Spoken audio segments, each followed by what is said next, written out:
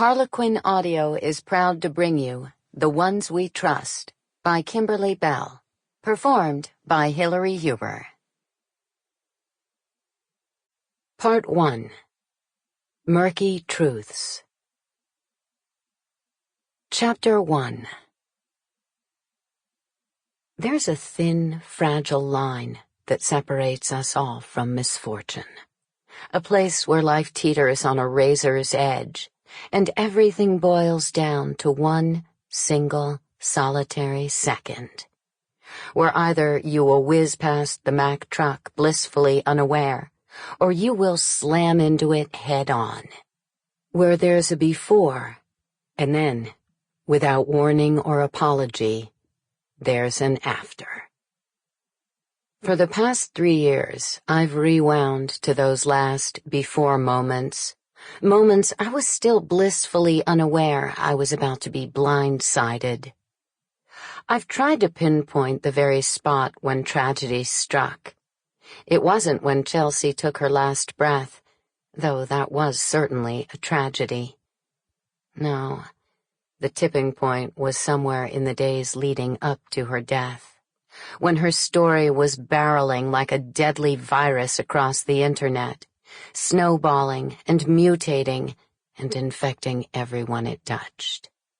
Infecting her with words I wrote and sent out into the world. I guess you could say I poisoned her with them. To the rest of the world, Chelsea Vogel looked like any other white, American, middle-class mother in her early 30s.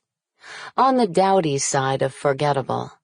One of those women you acknowledge with a bland smile as she pushes her cart by yours in the grocery store, or idles patiently in her car while you hang up the gas pump and climb back behind the wheel of yours.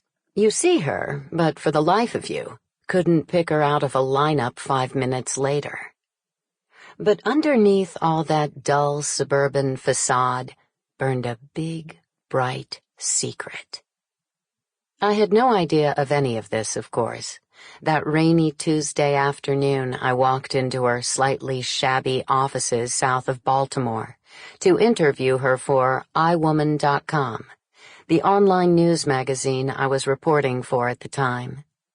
I only knew that as the founder and CEO of American Society for Truth, Chelsea was an outspoken opponent of gay rights, one who preached about God-ordained sexuality and the natural family to anyone who would listen.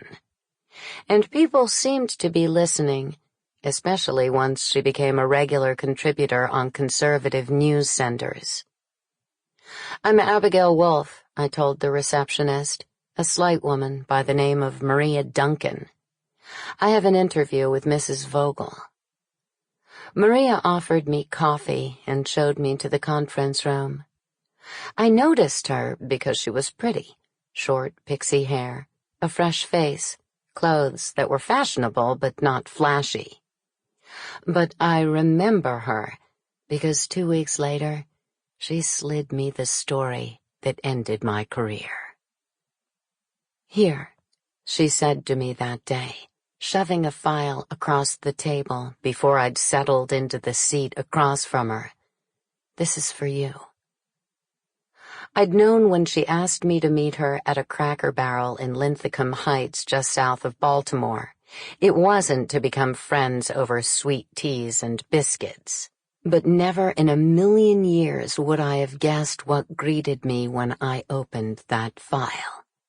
Dozens and dozens of photographs, each one dated and timed, of a naked Maria and Chelsea. In bed, on the back seat of a minivan, atop both of their desks. "Who took these?" I said, flipping through them. Judging by the low resolution and awkward angles, I was placing my money on a hidden camera, and an inexpensive one. Maria shook her head. "Doesn't matter. They're real. There's a DVD in there, too, with about 20 different videos." I pushed everything back into the file and closed the cover. Sample complete. Ready to continue?